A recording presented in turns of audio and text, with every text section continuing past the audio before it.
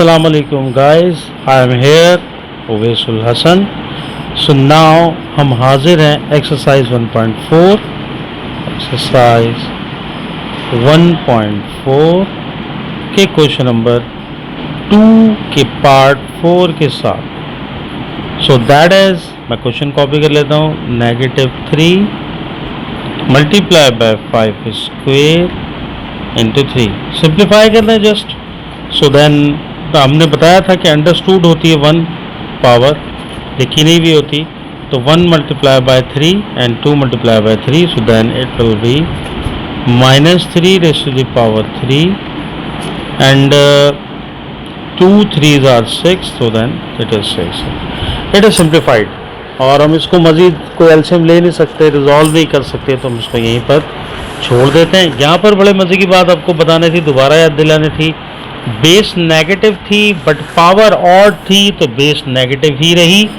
यहाँ पर आप गौर करें कि बेस नेगेटिव थी बट पावर ऑड थी. अगर पावर इवन हो जाती तो फिर हम क्या करते, हम बेस को पॉजिटिव कर देते. It is the final answer guys. मैं जाता हूँ जल्दी से दूसरे क्वेश्चन की जानिब. दूसरा क्वेश्चन जो पार्ट 5 है बहुत सिंपल है, वहाँ पे आपका कन्फ्यूजन क्लियर हो जाएगा. ये है 5. So 3 into -4 square whole power and cube. मैंने आपको एक बात बता रहा हूँ कि बॉडमास आपने सुना होगा, उसका बी रिप्रेजेंट करता है ब्रैकेट. तो हम ब्रैकेट सॉल्व कर लेंगे. सबसे पहले यहाँ पर रिजॉल्व कर लेंगे. ब्रैकेट में सबसे पहले स्मॉल ब्रैकेट है, उसके बाद कर लिया, उसके बाद लार्ज ब्रैकेट सॉल्व होती है. तो यहाँ पर हम पहले स्मॉल ब्रैकेट सॉल्व कर लेते हैं. That is very simple rule. और ये आप पढ़ते हुए आ रहे हैं बहुत पीछे से, बट मैंने रिवाइज इसलिए कराया कि हमने क्लेम किया हुआ है भाई हम बेस से आएंगे और हर चीज़ को बताते हुए चलेंगे. So now first of all I have to solve this bracket, this small one bracket. So यहाँ पर देखें, वाओ वाओ वाओ वाओ, मज़ा आ गया. The base is negative but power is odd. तो पावर इज इवन. जब power even है तो negative base हमारी क्या हो जाएगी, that will be positive guys. तो दोनों एग्जाम्पल हो गई, एक ये इवन वाली और एक ये ऑड वाली. आप देख सकते हैं, मेरे ख्याल में बेटर अंडरस्टैंड कर लिया होगा आपने. मैं इस क्वेश्चन को कंप्लीट कर लेता हूँ. बाहर वाली पावर से मल्टीप्लाई करा लें. 1 3s are 3, 3 is to the power 3, 2 3s are 6, 4 is to the power 6. तो हम इसको इस तरह भी लिख सकते हैं. और अगर मैं 4 का एलसीएम ले लूँ तो दैट विल बी 2 स्क्वायर. तो अगर मैं जाना चाहूँ उसको मज़ीद सिंप्लीफिकेशन की तरफ, तो मैं यहाँ भी जा सकता हूँ. आप देखेंगे फिर गौर से यहाँ, क्योंकि 2 का स्क्वायर 4 होता है. 2 6 are 12 और उसको फाइनल आंसर में लिख सकता हूँ यहाँ पर 2 raised to the power 12. इससे ज़्यादा सिंप्लीफाई, इससे छोटे डिजिट हम एलसीएम लेके नहीं ला सकते. So it is the final answer, right. So यहाँ पर दोनों चीज़ें क्लियर हो गई हैं आपकी.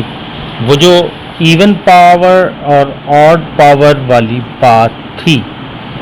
अच्छा गाइस, इसके बाद वाला क्वेश्चन बड़ा ही मज़े का आ गया है, बहुत मज़े का है. पार्ट 6 इसमें बहुत चीज़ें एक साथ हैंडल करनी है. देखिएगा मैं क्या किन के बारे में बात कर रहा हूँ. So negative base power odd multiplying negative base power is even. Okay, both cases are here in the same question. So right now we have to solve it. Now आपको पता है, बहुत अच्छी तरह पता है, ये बेसिस सेम है और मल्टीप्लाई हो रही हैं. तो सबसे पहले हम इनकी पार्ट्स को ऐड कर लेते हैं. अभी कुछ भी नहीं करते, just simply we have to add these parts and this is the negative base. Powers add की 5 + 4 that will be 9. Guys, 9 is the odd number. You know 2 4 6 8 ये पेयर फॉर्मेशन वाले नंबर इवन होते हैं.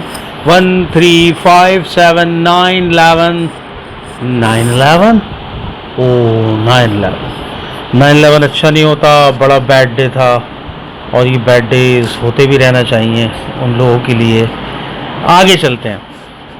तो यहाँ पर पावर ए odd बन चुकी है, तो अब बेस नेगेटिव ही रहेगी। अगर इवन बन जाती तो हम क्या करते, हम ये करते कि यहाँ से नेगेटिव साइन रिमूव कर देते। This is the final question of this class.